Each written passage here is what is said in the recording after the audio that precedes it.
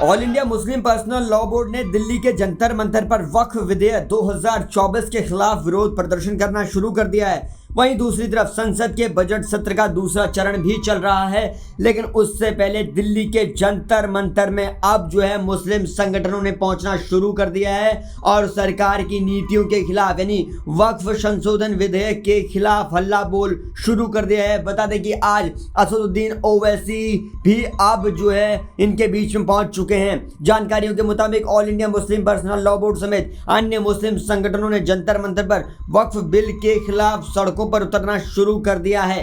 हमारी बहुत सख्त नाराज़गी है इस पे और हम मोदी सरकार से इस पे बहुत ज़्यादा नाराज़ हैं, क्योंकि ये जो संपत्ति है, ये संपत्ति जो है ये मुसलमानों की संपत्ति है और मुसलमान इसे किसी हद तक भी बर्दाश्त नहीं करेगा कि ये जो है संशोधन लाया जाए। लगातार मौलवियों की बयानबाजियां हो रही हैं, जिसके बाद अब वक्फ बिल के खिलाफ लड़ाई तेज होती दिख रही है।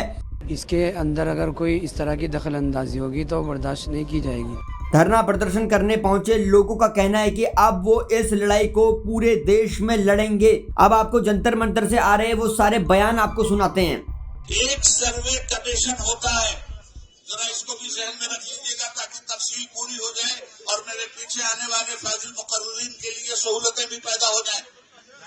एक वक्फ का कमिश्नर, पूरे सूबे में एक कमिश्नर होता है, वो पूरे सूबे की वक्फ जायदाद का सर्वे करके गवर्नमेंट को देता है और उसमें ये बात क्लियर होती है कि कहां कहां वक्फ की इमलाक पर किन किन पैमानों ने कब्जा कर रखा है।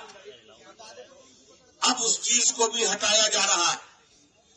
अब ये पावर डिस्ट्रिक्ट कलेक्टर को दिया जा रहा है। फॉर एग्जाम्पल, यूपी में 80 जिले हैं, 80 जिलों का एक कमिश्नर होता है।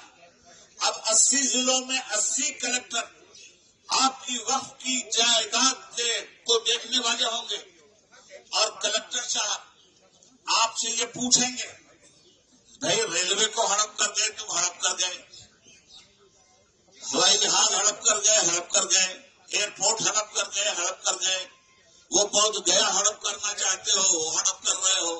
सब इतने बड़े हड़पू हो तुम कि सब कुछ हड़प करके चले जाओगे और मिल्लत खामोश बैठी रहेगी, ऐसा कभी नहीं होगा। जितने भी लोग सारे हिंदुस्तान भर से यहाँ पर आए हैं अपना प्रोटेस्ट करने के लिए, जो हमारा जमहूरी हक को जो छीना जा रहा है उसके खिलाफ अपनी जद्दोजहद का आगाज आज हम यहाँ से कर रहे हैं। अभी भी अब्दुल्ला आजमी साहब ने बहुत सारी बातें आपके सामने रखी। हम यही समझते हैं कि इक्वालिटी ऑफ लॉ जो हमारे सामने है उसको मसल दिया जा रहा है। यूँ तो देखा जाए तो हमको जो हर चीज की आजादी है, एक आजाद हिंदुस्तान में हमारे सामने जो हो रहा, जो कुछ हो रहा है, बहुत ही खुल्लम खुल्ला नाइंसाफी हो रही है।